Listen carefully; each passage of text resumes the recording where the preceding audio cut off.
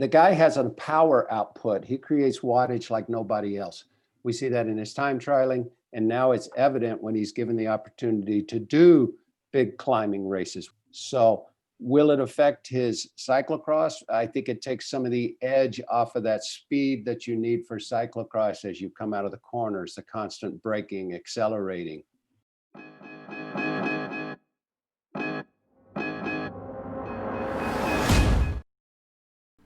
Hello everyone and welcome back to the Cyclocross Social Podcast. Today I am joined by a special guest all the way from the United States, race organizer Brook Watts. Well, thank you. It's so nice to be here. And Twan is also here and we will be talking today about the X²O badkamer trofee held in Kortrijk. In case you missed it, this is the new name of the DWV trofee, which is going to be held in Kortrijk this Saturday actually, because it's going to be the first doubleheader with Tabor on Sunday, but we'll be taking a look ahead at Tabor specifically in a separate podcast, which will be online tomorrow morning. So, Twan, we are going to Kortrijk. Can you give us a short, some details about the parcours?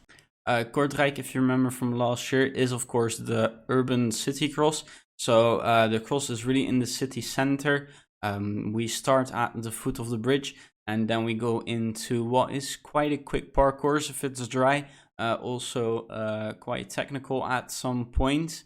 And it is a very interesting parcours in the city as well. So you'll get to see some nice shots, not of the usual foresty areas that we go to. If I remember correctly, Brook, you were there last year. It seems to be a fast parcours. Do you agree on that? Well, I was not in Kortrijk, unfortunately, but I enjoyed watching it, and I love the concept that Erwin and Golazzo brought, which is how to bring the racing to the people. So this urban setting. And it looked to me, and like that finish was much more deceiving than one would think. If you say, "Oh, the finish is on the bridge," you think, "Okay, it's a bridge." But that bridge had quite a steep crown to it, and I agree that if it's dry, it's super fast. If I recall, they did a high lap count last year, perhaps 10, perhaps 11 laps. So it was extremely fast, and I haven't looked at the weather, but I would expect that it would be probably much the same this year. The weather forecast at the moment is sunny, 10 degrees. Not much rain has fallen this week either, so indeed it should be a real fast course. And of course the main story here is the return of Wout van Aert. If you follow the road cycling, and I imagine most cyclocross fans have done so, you would have seen the winner of Strade Bianchi, winner of Milan-San Remo, 2 stages in the Tour. I mean, what hasn't this guy won on the road? Do you guys expect that he would have had this good of a road season this year? Well, and you notice that he's wise enough in his interviews to say, "Oh, I have no expectations to do well. I'm having a slow start." What his exact words were, "I do not think I'll perform very well in this first block of races." Of course, you have to set the bar low like that. I expect he will do well if he can overcome. Where will he start? The third row, fourth row? If he can overcome that start, then let's go back to that bridge section, which is slightly steep. He can make up some ground there. So, even when he is off the cyclocross bike, let's take his injury period last year. He came back starting in Lunau, short period of racing, and then where was he? 4th place in Dubendorf. So, the cream always rises. This guy has talent that is unlike any other that we see. Yeah, I definitely agree on that. I think last year he had a way tougher transition back into cyclocross after that, quite terribly looking crash in the Tour de France. And he has also chosen quite a nice parcours for himself to come back on, as it is one that should suit him better. And I think he should be up there for a top 5 placing. Of course, he is not taking the highest expectations and publicly downplaying it. But I think we can expect a solid cross from him. He indeed looks to be downplaying his expectations a bit. But if you remember back to last year, he did the same. And I think at that point it was also a big question mark for himself where he would be after his injury. But look back at his comeback in Loenhout. He took the head start. He finishes 5th in the end. 4th in Gullegem, 5th in Antwerpen. 2nd in Zonnebeke, 8th in Hoogerheide, and then 4th at the World Championships, despite having a puncture, whilst he was in the wheel of Pidcock, who then ended 2nd. So I think that Van Aert is definitely somebody to keep in mind, and maybe not for the win, but on a fast parcours like this, if it's dry, which it is at the moment, and he has a good start, who knows where he can end up. And I think that's what I think. I think if he can get himself in the lower top 10, maybe to somewhere between 5th and 10th, he can be pleased with himself with his first cyclocross race. It would certainly provide that confidence for the following day in Tabor and for the future, of course. And you know, you have to think that the local guy Ellie will be trying very hard in Kortrijk. That's that's his hometown race. We don't see many races in that region, unfortunately, though it feels like maybe that's growing for the future. So it's going to be a good battle. There's also been some talks, especially on Sporza, about Van Aert. He had a great road season, as I mentioned. He was also climbing well in the mountains, in the high mountains. And they did some speculation that he maybe he would have focused too much on the road now, and that would cost him in the cyclocross. Do you guys agree with Sporza, or do you more think that maybe this guy just, of course he's super talented, but that he just discovered that he could climb, but that this wouldn't affect his cyclocross performance? The guy has a power output. He creates wattage like nobody else. We see that in his time trialing, and now it's evident when he's given the opportunity to do big climbing races. What had he done before? Some of the Ardennes races in preparation for his cyclocross season. So entirely different climbing. So will it affect his cyclocross? I think it takes some of the edge off of that speed that you need for cyclocross as you come out of the corners, the constant braking, accelerating. But as we said, he can come back from that with just a short transition period, a few short races of not so top results, and then suddenly the engine is firing on all cylinders. So I don't think he's a guy that you can use a specific formula and say, okay, he's transitioned to Grand Tour rider. Forget the field. He's done with cyclocross. Yeah, I think Van Aert has always been of the longer efforts, especially in the later years. You see that he really, on the power courses, is more able to challenge Van der Poel. And I think that is something that we will see more and more. He might be indeed in the start, especially missing that acceleration out of turns.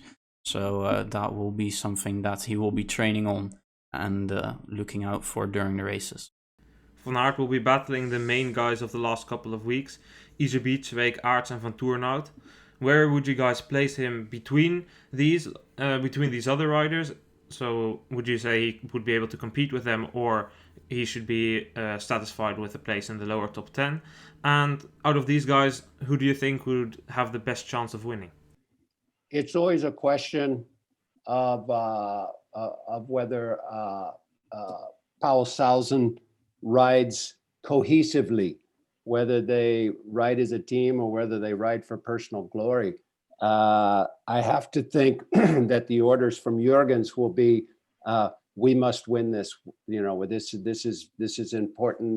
This makes a statement, and of course they would want to hand it to Ellie on a silver platter.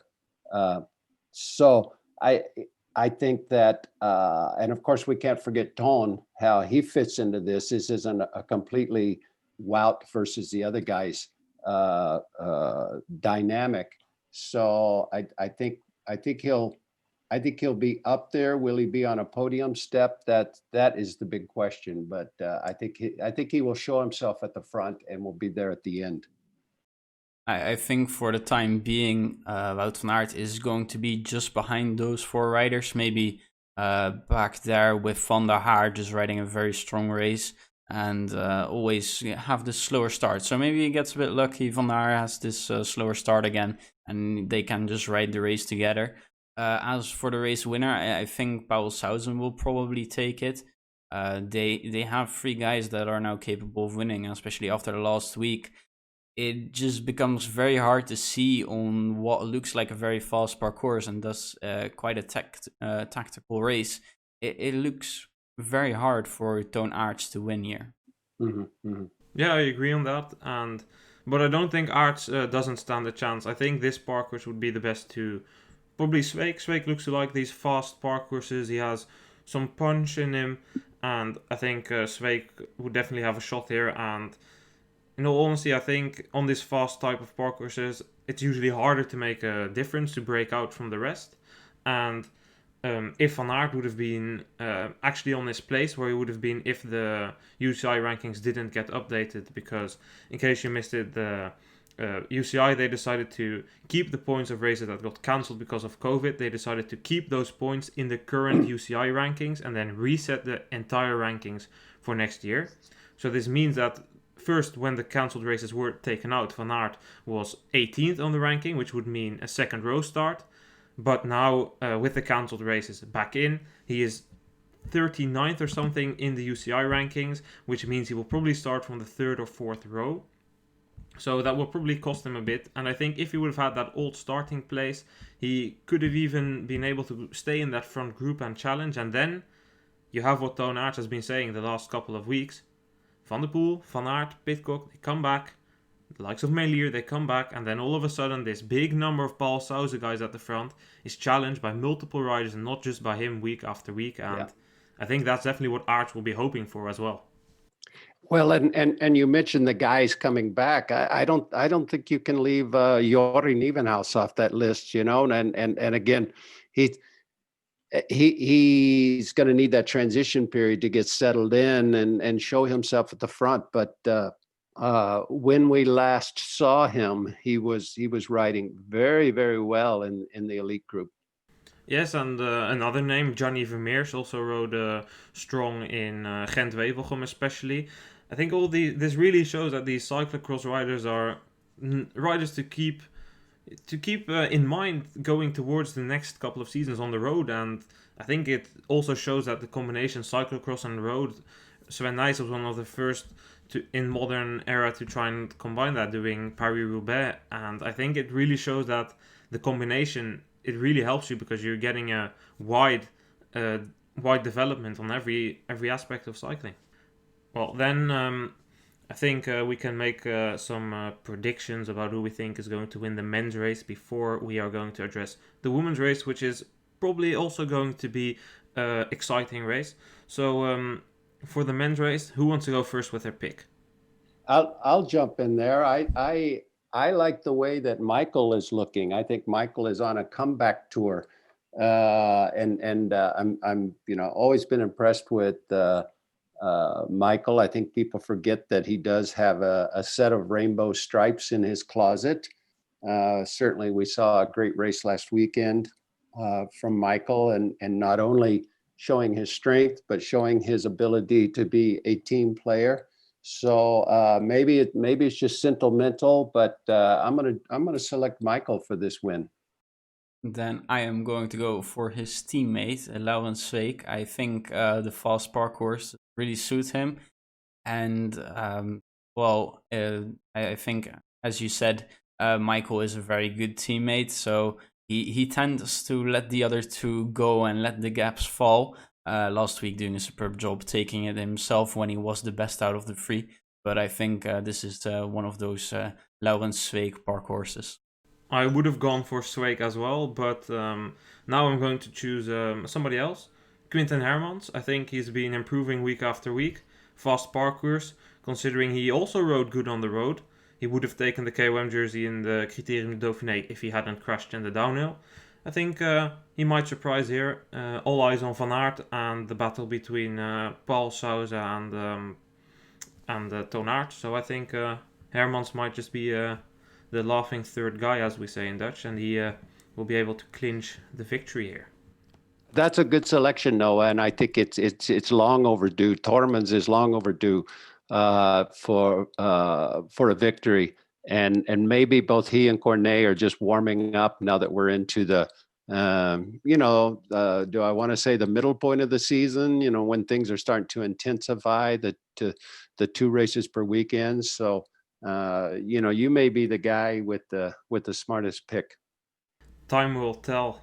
Time will tell. Let's take a look ahead at the women's race then, because the women's race always provides us with action. And before we go into our main point where we talk about every week the battle between Brandt, Alvarado, Vorst, Betsema, you name them, we have a question for Brook, as he is our guest. Last year we saw a couple of talented riders from the USA come in. Faringer, Honsinger, Compton has always been there. Faringer and Honsinger, they came after the American Championships in the top 10 on the World Cup in Namur. This year their start hasn't been that great. However, the American races, they were cancelled, and we think that affected them. Could you explain us something about the general situation in the American circuit and why those races got cancelled this year? Well, in fact, the entire calendar of US races, aside from what we would call B crosses or local races, the entire calendar was canceled. That decision was made fairly early so that riders could make appropriate plans. Our national championships were canceled. I think that announcement was made in late August or early September because of course, we hadn't even begun this second wave of coronavirus, but everyone understood that things were not going to be improving anytime soon. So as a result, some riders have called off their seasons or simply, continuing to ride, hoping they can recover next year. And then those that we see in Europe now are the ones who said, okay, I'm going to continue training and find a way to get over there and deal with the situation in Europe, Belgium specifically. And we see that is changing on, I don't want to say a weekly basis, but it continues to change and adjust. For example, the need now to get tested before every race has caused some complications. It just makes one more thing that you have to deal with in your weekly schedule. So the group that we see racing there now, you name the names, those are the US racers who have proven that they can adapt to not only the European style of racing, but the European way of living. And it is 2 different things that you have to get used to. You can get over there and race, but then you also have to get through the day-to-day, the training, the taking care of yourself and the accommodations, the complete change of lifestyle that you encounter when you get to Europe. And then with that series there, or at least we tend to call it a series. I know there isn't. Is there a classification? I don't think so. No, it is not a classification. It's just a collection of UCI, mostly C2 races every weekend in different parts of the U.S. And in many instances requiring travel by airplane to get to each of the races.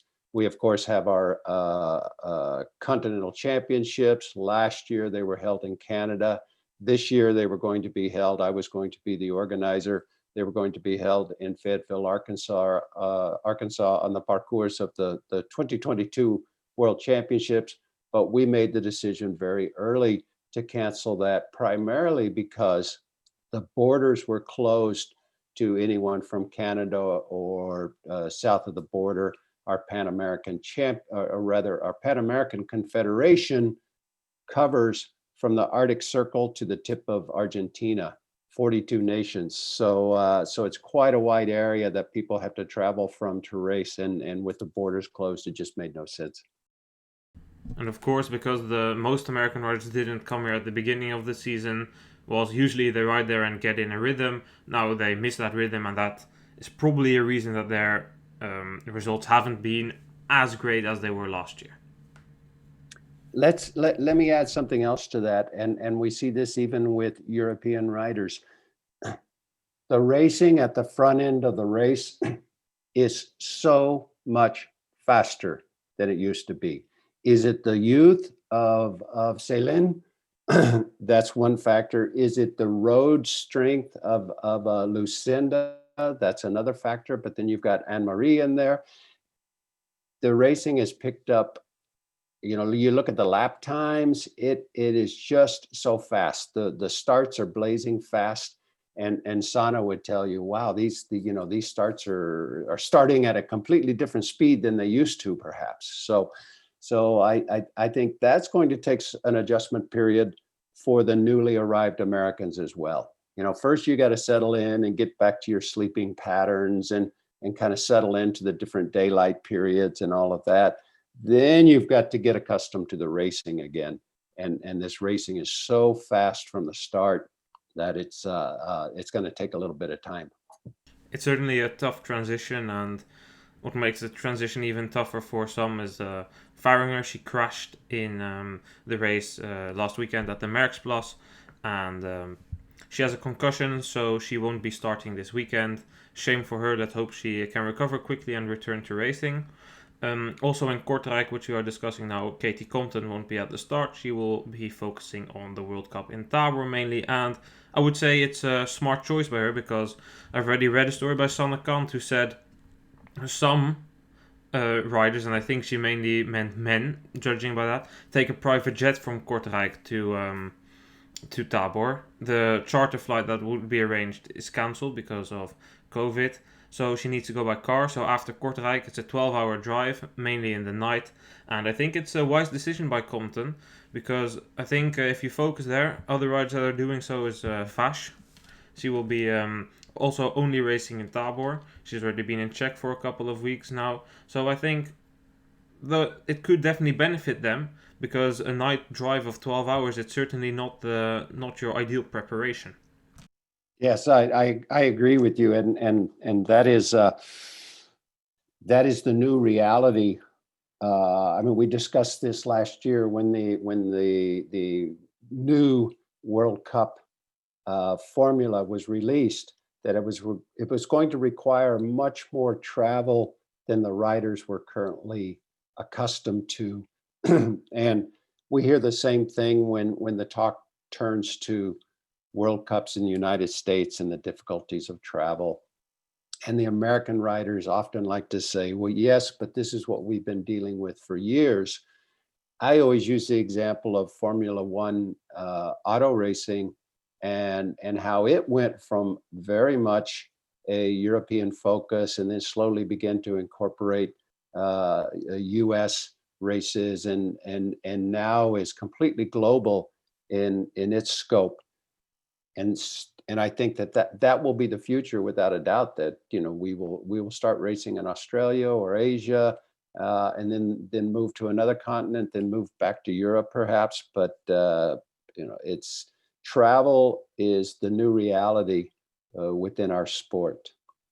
I think it's definitely something that will be implemented at some point, and questions about whether it should be more affordable, or if you go to Australia and the US have not just one race there, because then it's not a point of shipping all your bikes, but having two. Those are all fair questions, but I do think that if you want to internationalize the sport, that this is the way to go, and riders don't have to start both, as Compton and Vash show. You can also just start one, and that leaves other names at the start in Kortrijk, and week after week we've seen them battling. The most recent battle that has occurred in the women's race looks to be Alvarado against Brandt. Do you guys think that for this weekend it's going to be another episode in Alvarado versus Brandt, or could perhaps Vorst bounce back? I think in Kortrijk it will be between Alvarado and Brandt. I certainly think that Vorst will be playing a part. But I have this feeling we're going to see the same as we did last weekend at the Merckxplas. And for this week, of course, no sand pits where she can lose the wheel. But I think it's going to be a constant battle for her to stay in the group. And I think that is going to take its toll. And in the end, Alvarado and Brandt will be riding away. Do you think it goes down to a sprint, or do you think we see someone solo to the finish? I think after last year's finish, Alvarado will definitely be trying to avoid a sprint. Brandt showed how extremely powerful she is, and she's really got that timing down. And we, of course, already saw that this year as well at the Jaarmarktcross in Niel. So Alvarado will be looking to go solo, and I think Lucinda Brandt will be putting Alvarado under a bit of pressure. But she will be absolutely fine, I think, taking it to the finish line. Mm-hmm, mm-hmm. And they look so close matched in terms of form and skills at this point that it's really hard to see where they can make a significant difference here without any major obstacles. Of course, it will be a hard race with no tough sand pits or major hills to make a difference. So I could see this go down to a sprint. But then it could also become a tactical race where someone like Betsema, who had a bad start last week, but still managed second there. If she has a good start this week, I think we definitely shouldn't count her out. Yeah, definitely. That's true. Yeah, yep. I think Betsema is really losing out because of starts. And I think she's definitely up there with Alvarado and Brandt. It's just that she has to keep on closing gaps, which costs a lot of power. And that, last week, and I think it was about 8 seconds at the finish line. And that just simply isn't that much when you realize that after the first lap, she wasn't even in the first 15 to come through. Yes, and she readily admits that is her weak point, and that's something she needs to work on. If she can combine the total package, all of those elements and perfect all of those elements, the result would be quite amazing. In the same way that we talk about Yara Kastelein, and one of these days Yara is going to perfect the tactical aspects of our sport.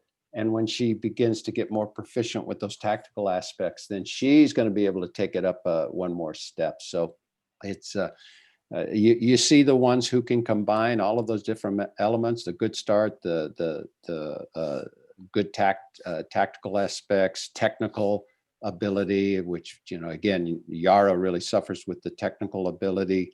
Once you put all those pieces together, then you're unstoppable. And then the last thing that I want to mention is the comeback of Inge van der Heijden. She had some kind of injury to her foot. She's starting in a good position, I think, even on the first row, and she loves fast park courses like this. We've seen it again and again, and I think of course you don't know how that injury has affected her, but I think she wouldn't be starting here if she would be if she would just have gotten recovered and not any training. I think she should be able to compete for top 10, because definitely on a park course like this, the quality is there for her. So I'm sure with her returning, all of the other riders are saying, "Oh, just what we need, another Dutch girl in the mix," But she's definitely one of my favorites. She doesn't have rainbow stripes for no good reason, and I think that's a good pick. That we're going to see her back in the mix very soon. Well, then I think we've discussed the main points here for the women's race, unless there's anything else to add. Then we can go make our picks for the women's race, and who wants to go first? It's a coin toss in my view. Do I get a choice of Lucinda and Ceylin? Because as we said, I think it's going to be between those two. It's that close. Yeah, I agree. It's we could flip a coin and still not know who it would be, because it's so close. For me, it's either one of them, and otherwise. The third one to pick would be Betsema. Well, I'll play the game. I'll take Lucinda in a sprint. Then I'll be going with Denise Betsema. I think she is the better option over Alvarado to beat Lucinda Brandt, because I think The other two might be slightly underestimating her because she has been having these tough starts. So if she can get that together, she definitely has, I think, a better chance of riding away from the rest than Alvarado has, and to finish solo and win here. And don't forget, Betsema has a fast sprint. Last year at the European Championships, she almost... oh no, not last year, the year before, she almost took Vos on the line there in a punchy sprint in Rosmalen, that was. So definitely a good pick. And then I'll go with the obvious choice that remains, and that is Alvarado. And I think we've had it all. I would like to thank Brook for joining us on his early morning. What a delight. It's fun to talk cyclocross any time of the day. To watch the racing live, we have to get up very early here in the US to watch it on the internet. So I'm happy to be up talking cyclocross. And of course, also thank you, Twan, for being here once again. Yeah, thank you for having me on again. And then that's it for this podcast. What remains me is to provide you with the information. If you want to know where to watch the X²O badkamer trofee in Kortrijk, make sure to check cyclocrosssocial.com/live. If you are wondering what race there is on Sunday, that's Tabor, as we said. We will be making a separate podcast in a preview about that will be coming tomorrow morning. And this weekend you will be provided with the analysis of Kortrijk and Tabor, both in separate podcasts. Thank you guys for listening, and I will see you guys tomorrow. Goodbye.